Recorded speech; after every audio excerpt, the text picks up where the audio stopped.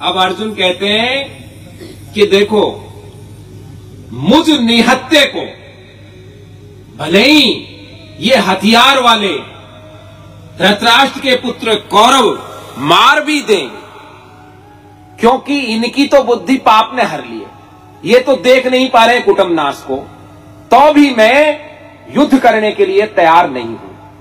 हम जो अपने आप को बुद्धिमान समझते हैं, वो अपने इन स्वजनों को, कुटुंबियों को मारकर कैसे सुखी हो सकते हैं?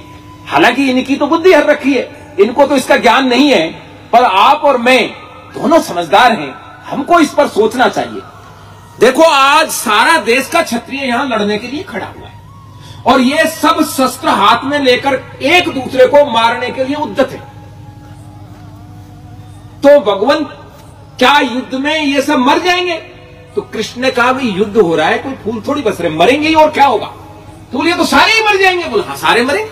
बोले, इनके मरने के बाद स्त्रियां तो विधवा हो जाएंगी। तो भाई मर जाएंगे तो स्त्रियां तो विधवा होंगी, और यदि स्त्रियां विधवा होंगी, एक साथ कई कई पीढ़ी मर जाती हैं, कुटुंब नाश हो जाता है, तो जो कुल की परंपराएं हैं, जाति धर्म है और कुल धर्म है, आजकल बहुत जोर का जोड़ चल रहा है, तोड़ो तोड़ो जाति तोड़ो, तोड़ो तोड़ो देश जोड़ो। ये कृष्ण भगवान कह रहे हैं, गीता में अर्जुन कृष्ण भगवान से कह रहे हैं कि एक साथ कई पीढ़ियों के नाश होने से कुल धर्म और कुल परंपराएं और जाति धर्म का नाश हो जाता है। गीता का श्लोक नंबर 40वां, कुल क्षय प्रणसति कुल धर्मा सनातनः धर्मे नष्टे कुलम कृतस्न अधर्मो भवित उत युद्ध। 39 और 40 और 41 श्लोक में खुद अर्जुन कहते हैं, एक साथ सारी पीढ़ी के मरने से कुल की परंपराएं नाश हो जाती हैं, जाति धर्म नष्ट हो जाता है। क्योंकि घर में जो ये बूढ़ी माता बहन बैठी हैं, ये विवाह में बताती हैं कि अपने कुल में क्या रिवाज है, अपने परिवार में कौन सी रिवाज है। ये बताने वाला कुल के लोग नहीं रहेंगे और ये कुल परंपराएं नष्ट हो जाएंगी, तो पाप दबा लेगा। किसको? परिवार को, कुल को और जाति को। और जब पाप दबा लेगा, तो पाप के बढ़ने से कुल की स्त्रियां प्रदूषित हो जाएंगी। आज कहते हैं ना कि वो इसके साथ भाग गई, वो इसके साथ, ये अपने आप नहीं हुआ है, ये घर में, कुल में, परिवार में, देश में पाप बढ़ने के कारण ये सब प्रदूषण बढ़ा है। और उस स्त्रियों के क्यों प्रदूषण से क्या संबंध है धर्म का? क्योंकि स्त्री नारी जाति धर्म की जड़ है। आदमी कभी भी धर्म की जड़ नहीं रहा, धर्म की जड़ नारी है।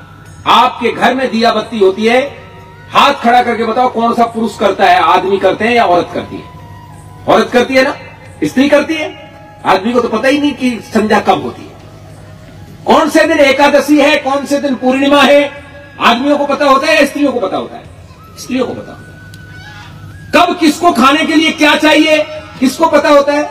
आदमियों को नहीं, स्त्रियों को पता होता है। तो धर्म की जो मूल जड़ है वो स्त्री है, और इनके प्रदूषित होने से क्या होगा? वर्ण संकरी संतान पैदा होगी। जब इतने साथ मर जाएंगे, स्त्रियां विधवा हो जाएंगी, पाप दबा लेगा और वो प्रदूषित हो जाएंगी, तो वर्ण संकर संतान पैदा होगी। और वर्ण संकर संतान का एक बड़ा अच्छा गुण बताया है अर्जुन ने, कि वर्ण संकर संतान तो पैदा ही कुल को डुबाने के लिए होती है। क्यों? क्योंकि वर्ण संकर संतान का पिंडोदक क्रिया नहीं लगती।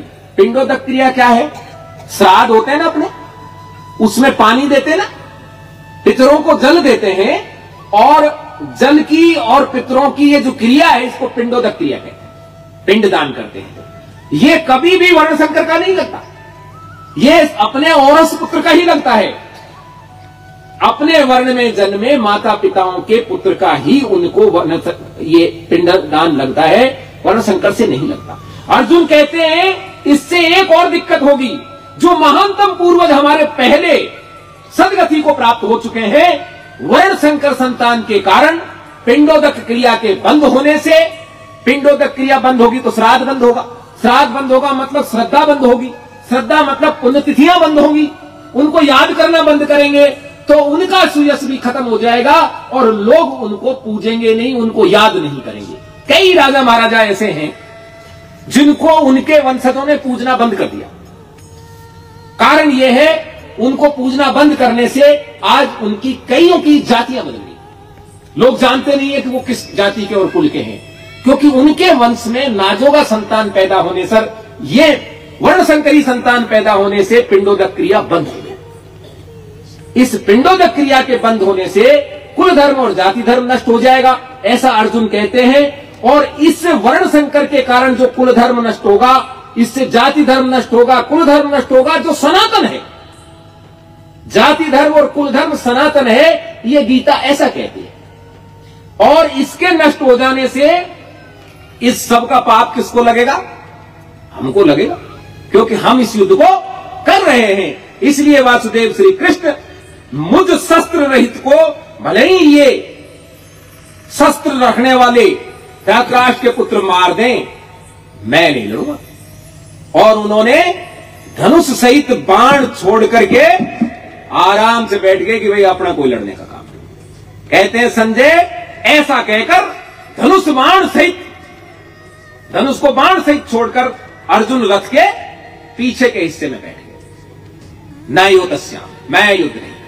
बोलिए वासुदेव श्री कृष्ण की, बोलिए महात्मा संजय की, बोलिए महारथी अर्जुन की। और ये अपना प्रथम अध्याय पूरा हुआ।